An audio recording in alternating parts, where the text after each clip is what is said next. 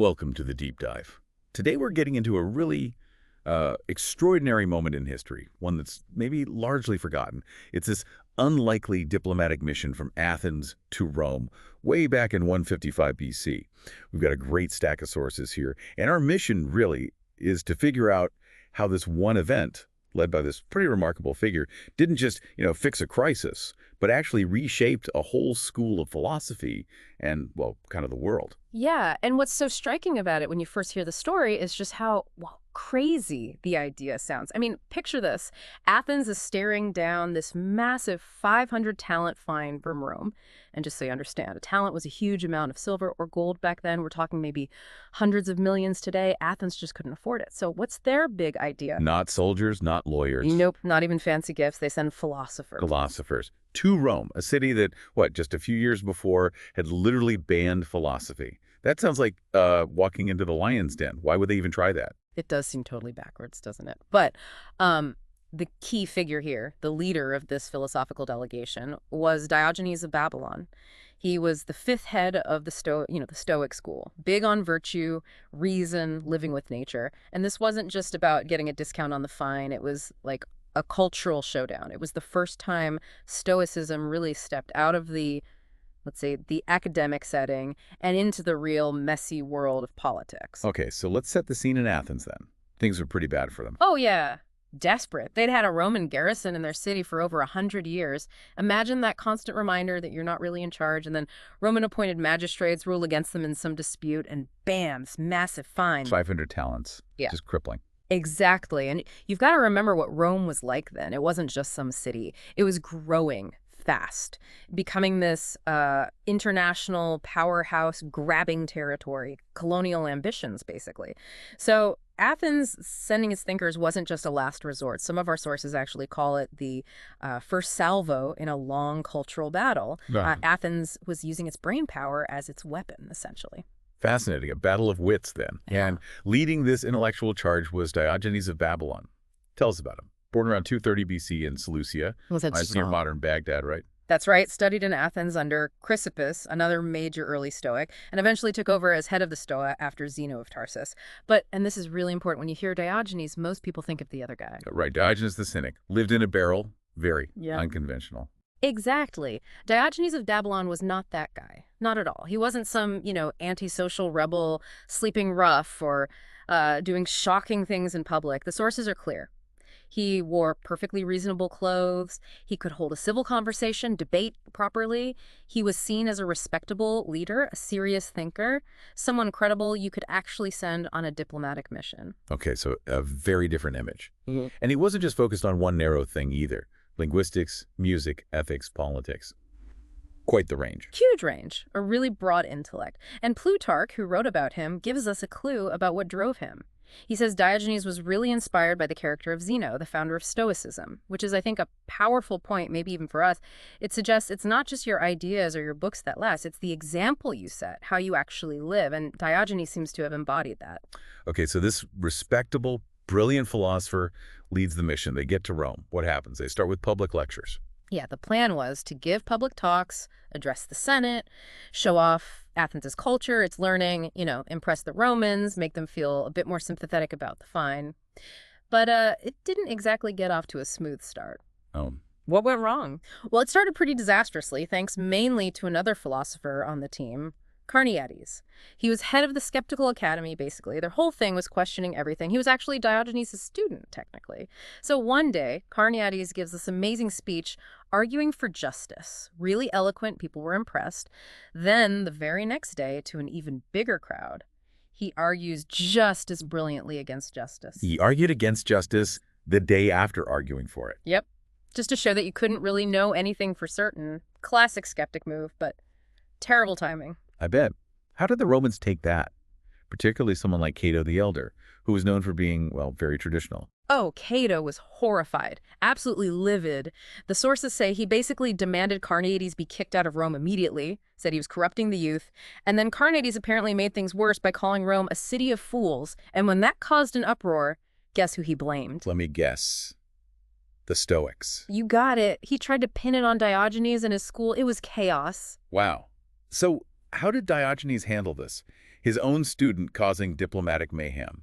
This is where you really see Diogenes' skill, in total contrast to Carneades' fireworks. While Carneades is stirring things up, Diogenes delivers this calm, reasonable message. He basically framed Athens as a potentially valuable ally, culturally and strategically, rather than just a debtor causing trouble. And the Romans, who were probably reeling from Carneades, were apparently just awed by Diogenes' restraint and sobriety. It wasn't just talk, he really listened, seemed to understand their concerns, and presented Athenian strengths cleverly. It's quite a lesson in negotiation, really. It really is. And it wasn't just his formal speeches either, right? There's that story about him being insulted in public. Yeah, apparently some teenager spat on him or heckled him badly, a real provocation, and Diogenes just calmly replied, "I'm not angry, but I'm not sure whether I should be." Ah, Just incredible composure. He refused to get sidetracked from the main goal. That's diplomacy in action, isn't it? definitely. So despite the rocky start with Carneades, the mission actually worked. Resounding success, actually. That huge 500 talent fine slashed down to 100 talents, much more manageable for Athens.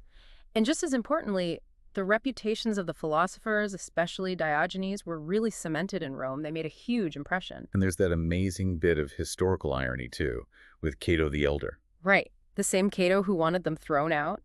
His great-grandson, Cato the Younger, became one of the most famous Stoics in Roman history. It's like Diogenes planted a seed that day, and it took a few generations, but it grew right there in the family that initially resisted him most strongly. Incredible. So the fine was reduced, reputations were made. But you mentioned this had a deeper impact, particularly on Stoicism itself. Yes, that's arguably the biggest outcome. For centuries, Greek philosophy had mostly been, an academic thing, debating abstract ideas, the good life, Plato's perfect republic, Zeno's similar ideal state, philosophers arguing about definitions of virtue in sort of an ivory tower in Athens. Kind of disconnected from the messy reality of politics and power. Pretty much. Insular, maybe a bit self-absorbed. But this mission, forced on them by Rome's power in Athens' crisis, changed everything for Stoicism.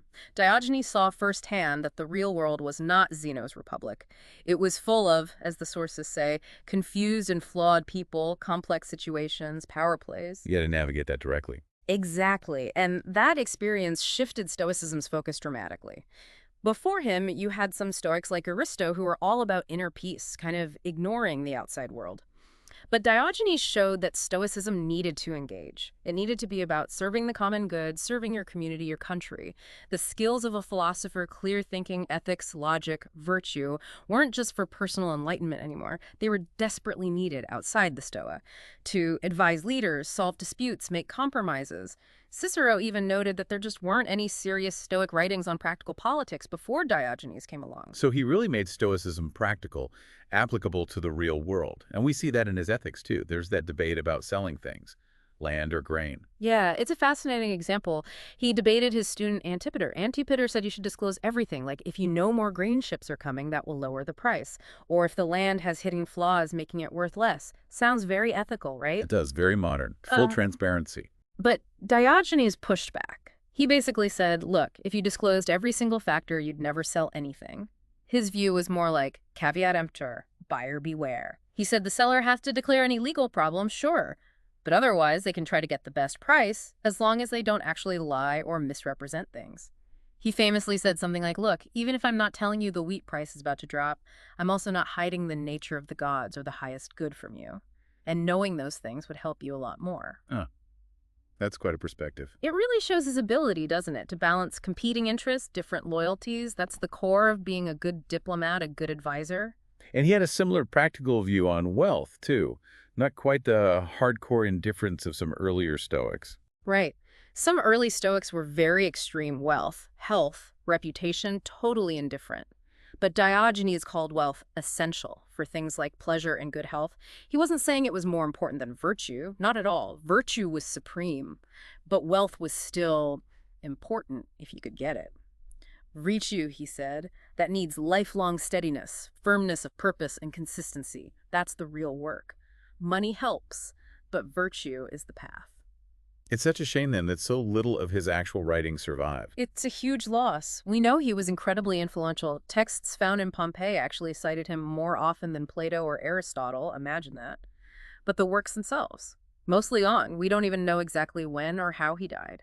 But the impact was clear. His legacy, turning Stoicism into this major force in politics and ethics. The example he set, that was just getting started, wasn't it? Absolutely. It was about to spread like wildfire through the Roman world, partly thanks to that very mission. So maybe a final thought for you, our listener, to take away from this deep dive. Yeah, think about this. What can we really learn from someone like Diogenes, a philosopher who really got that pure ideals Zeno's perfect republic often have to bend a little when they meet messy reality? His pragmatism, his skill in navigating this world of confused and flawed people, balancing ideals with what's actually possible, it gives you a really powerful way to think about leadership, about making tough choices, about diplomacy even today. How much in your own life or work do you find yourself wrestling between sticking to the absolute ideal versus finding a workable, practical solution? It's a constant tension, isn't it? Something Diogenes clearly understood.